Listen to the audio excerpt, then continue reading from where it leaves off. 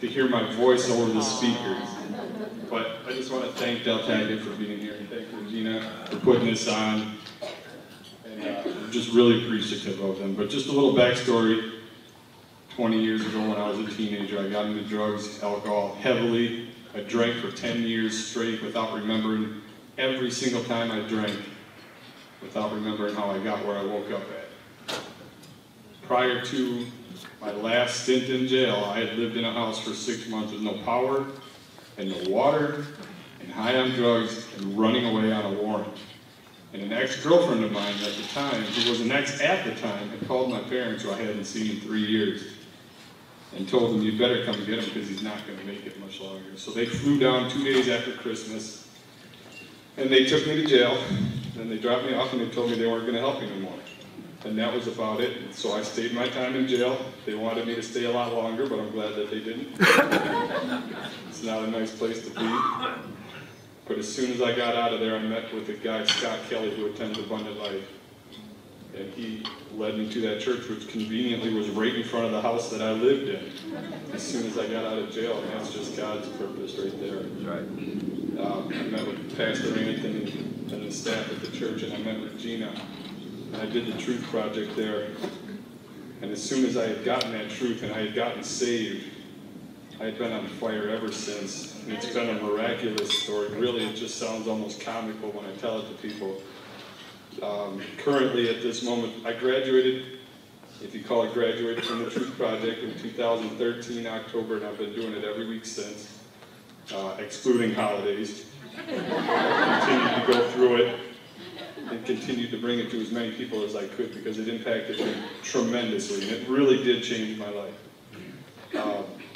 You have a little bit of an understanding of where I was before I had done the Truth Project, but ever since then, I've continued to get more and more involved with the church. I started an outreach in my neighborhood, in that same neighborhood where I'd lived for those months, getting high and drinking and partying and pretty much dying the entire time. Now I started an outreach with the children in that neighborhood now.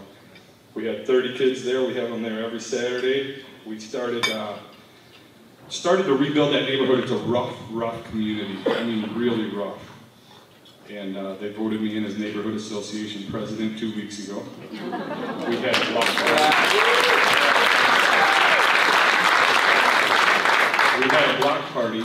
The Catholic Church and many other churches, the Sheriff's Department got involved. We had well over 200 people from the neighborhood get involved, and we're starting to build friendships and mend fences there and trying to build up that community. I've been blessed also through the outreach to be able to hand out food to the community right now. We feed weekly every Saturday between 15 and 20 different families. We stock their shelves with groceries that they can just come and get for free.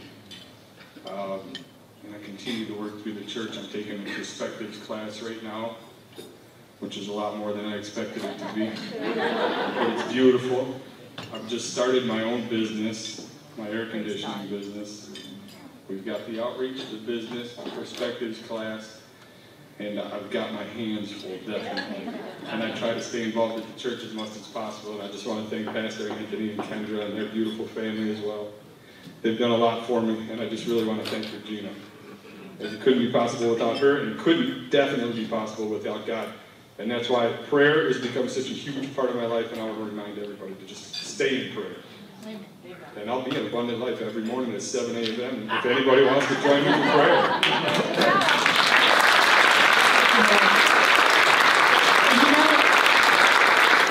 When he's sitting here talking, and I was thinking that he's doing a Truth Project every week, that is just multiplying the depth of truth in him. When you go to the Truth Project the first time and you go through it, and then you come out and you become a facilitator and you start doing numerous Truth Projects, it affects you. It just goes deeper every time. You're not teaching it. You're still participating in it. Dr. Taggett always said, I'm just a tour guide. You know, and no matter how many times you go through it, you're a tour guide and you're getting what they're getting. So, Mark, I appreciate that. And I think that depth, you know, if you want the blessings of such deep blessings, you have to go deep into the Word. So thank you, Mark. Thanks for being here. One of the other